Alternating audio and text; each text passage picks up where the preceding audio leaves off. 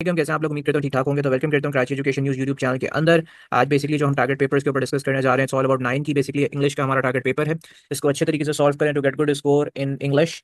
अच्छा जी, first of all this is all about your question answers. ठीक है, ये आपके पास क्वेश्चन आंसर्स हैं। अच्छा, मैं एक चीज़ आप लोगों को डिस्कस कर लेता हूँ, जो कि बहुत सारे स्टूडेंट जो है वो कंफ्यूज आते हैं। थोड़ा सा पेपर रिलेटेड आपको बता देता हूँ। देखो, कोई भी आपके पास ग्रामर हो, या फिर आपके पास एस्से हो, या आपके पास एप्लीकेशंस हो, या आपके पास ईमेल्स हो, फॉर्मल ईमेल्स जो होती है, ठीक है। देखो, ये इंग्लिश के पेपर के अंदर 70% में आपका जो होता है वो प्रैक्टिस होती है। 30% लाइक क्वेश्चन आंसर्स जो होंगे जस्ट वो आपके लर्निंग बेस्ड होते हैं, बाकी सब कुछ आपका प्रैक्टिस होता है। ठीक है, अकॉर्डिंग टू मी इंग्लिश बहुत आसान होता है, मगर बच्चे इसको जो होते हैं वो बहुत ज्यादा जो है टिपिकल और हार्ड बना देते हैं। क्यों? क्योंकि बच्चों को प्रॉपर एक मैथड्स पता नहीं होता कि भाई एप्लीकेशन लिखना कैसे है। इनको पता नहीं होता कि किस तरीके से आपने ईमेल्स करनी है, कैसे ईमेल्स लिखनी है। अब बच्चे करते क्या है कि ईमेल्स को भी बैठ के रट रहे होते हैं, एप्लीकेशंस को भी बैठ के रट रहे होते हैं, इवन के एस्से को भी बैठ के रट रहे होते हैं। देखो, कोई भी चीज करना है, जैसे आप अगर एस्से कर रहे हो तो आप उनके मेथड्स को देखो कि हमने फर्स्ट पैराग्राफ में क्या लिखना है, सेकंड में क्या लिखना है, थर्ड में क्या लिखना है, फोर्थ में क्या लिखना है। कोई भी आप एप्लीकेशन लिख रहे हो तो एप्लीकेशन का फॉर्मेट देखो। पेपर्स के अंदर जो भी टीचर्स आप लोगों को पढ़ा रहे होते हैं ना, कुछ भी टेस्ट, जैसे मैंने आप लोगों को भी एप्लीकेशंस दी हैं, वो भी मैं आगे चलूंगा तो मैं आप लोगों को समझा दूंगा। अब वो एप्लीकेशंस का पैटर्न आपको आना चाहिए, पेपर्स में कुछ भी आ जाए आप आराम से लिख सकते हो। ठीक है। अब क्या है, जैसे यहाँ पर अपने first of all question answers हैं आपके। ठीक है, these are the most important question answers. अब एक और बात बता देता हूँ, प्रॉपर्ली सुन लेना, ठीक है। और ये वीडियो को अपने सारे फ्रेंड्स के साथ शेयर कर देना कि उनको भी आसानी हो। देखो भाई, क्वेश्चन आंसर्स में क्या होता है कि पेपर्स में जरूरी नहीं कि थोड़ा सा चेंज भी करके आपको क्वेश्चन पूछ सकते हैं, because now you are in board. ठीक है, आप बोर्ड एग्जाम्स दे रहे हो, आप कोई कोचिंग या फिर घर के एग्जाम्स, उस तरह के स्कूल वाले एग्जाम्स नहीं दे रहे हो। बोर्ड के एग्जाम्स के अंदर थोड़ा सा तो पेपर्स को हार्ड बनाएंगे तो मजा आएगा ना। तो आप जैसे फॉर एग्जाम्पल आपसे कोई भी क्वेश्चन, जैसे आपने पूछा है वाई इज कायदे आजम कॉल्ड द बेस्ट एम्बेसडर, ठीक है, तो उसको थोड़ा सा चेंज करके आपसे पूछा जा सकता है। ठीक है, तो उसमें परेशान नहीं होना होता, आंसर्स यही होते हैं जो आप लर्न कर रहे हो। तो this is basically the important ones, ये आपका जो है इंपॉर्टेंट क्वेश्चंस हैं। ठीक है, इनको अच्छे तरीके से सॉल्व करें to get good score in this. बाकी उसके बाद अब यहाँ पर आपके पास बहुत सारे बच्चे ये पूछते हैं कि सर आपके पेपर्स के अंदर आर्टिकल्स, ये देखो आर्टिकल्स प्रीपोजिशन, मैं चाहूँ तो मैं इतना टाइम ना लगाऊं, मैं डायरेक्ट आप लोगों को ये लिख के दे दूं प्रीपोजिशंस, आर्टिकल्स। ठीक है, डू एज डायरेक्टेड, वॉइस। ठीक है, इसके अंदर आपके पास एक्टिव पैसिव वाला, और फिर उसके बाद आपके पास जो है नरेशंस हो गए। ठीक है, फिर उसके बाद आपके पास प्रीफिक्स हो गया। ये सारी चीजें जो है मैं लिख के बस आपको दे दूं, बोलूं आप लोग पास पेपर से तैयारी कर लो। मगर मैं आपको सिर्फ ये इसलिए देता हूँ कि जब आप पेपर्स में कर रहे हो तो आप इनकी प्रैक्टिस कर लो।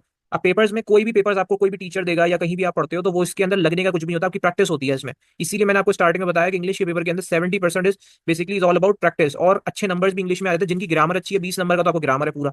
ठीक है, तो आपका वो आ जाता है। सेक्शन सी में जिनके लिखना अच्छा है वो आराम से प्रैक्टिस होती है। ठीक है, ये आपका सारा ये वॉइसेस और ये चीज़ आ गई।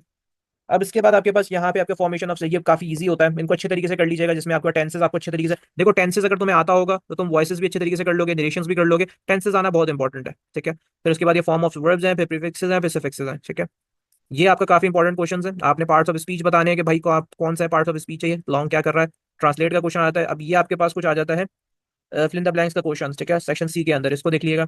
अच्छा जी, एसए के अंदर आपके पास क्या है, जस्ट डू दी प्रैक्टिस। ये सेक्शन जो सेक्शन सी में स्टार्ट हो रहा है, इसमें नंबर बहुत अच्छे आ सकते हैं अगर आपकी प्रैक्टिस अच्छी है। जो चीज मैथ्स हो गया, इंग्लिश हो गया, और बाकी आपके पास फिजिक्स, केमिस्ट्री के न्यूमेरिकल, ये सब चीज प्रैक्टिस मांगती है, इनमें आपने रटना नहीं होता। बच्चे चाहते हैं कि हम इनको रट लें।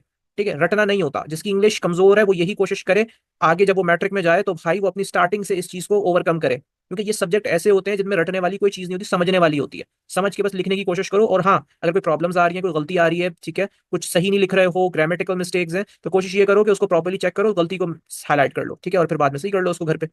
अच्छा जी, ऐसे आपके पास energy crisis in Pakistan, an exciting cricket match, my favourite personality, merits and demerits of internet या सोशल मीडिया। पेपर्स के अंदर ऐसे ही पूछ सकते हैं। एब्यूजेस, ठीक है, एब्यूजेस, अनएब्यूजेस, ये भी पूछा जा सकता है। सोशल मीडिया का इंपैक्ट भी पूछा जा सकता है यूथ के अंदर, तो आप वहां पे मेरिट लिख सकते हो कि भाई क्या चीज़ है। ठीक है, माई एम्स इन लाइफ, ठीक है, ये काफी इंपॉर्टेंट है। Parental role in education. तो उसके बाद visit to the hilly areas, Karachi city of light problems क्या है, अब इसको थोड़ा सा चेंज करके ही पूछा जा सकता है। Important of discipline in student life, ये काफी है। और उसके बाद आपके पास इंपॉर्टेंस ऑफ स्पोर्ट्स भी पूछा जा सकता है कि स्पोर्ट्स की क्या इंपॉर्टेंस है। The profession I like the most, इस तरीके से पूछा जा सकता है। The career I like the most, ये भी आपसे पूछा जा सकता है। ठीक है, और उसके बाद आपके पास जो है memorable day of my life, इस तरीके से। ठीक है, एक सपोज का क्वेश्चन आपके एग्जामिनेशन में आता है, just for the practice point of view मैंने आपको ये दे दिया है, वैसे पेपर्स में कुछ भी आ सकता है। ठीक है, आप इसको प्रैक्टिस कर लो एक बार कि आपको पेपर्स में अगर करना हो तो आप इसको कर सको। बाकी फॉर्मल ईमेल्स हैं, यहाँ पे इनको देख लो।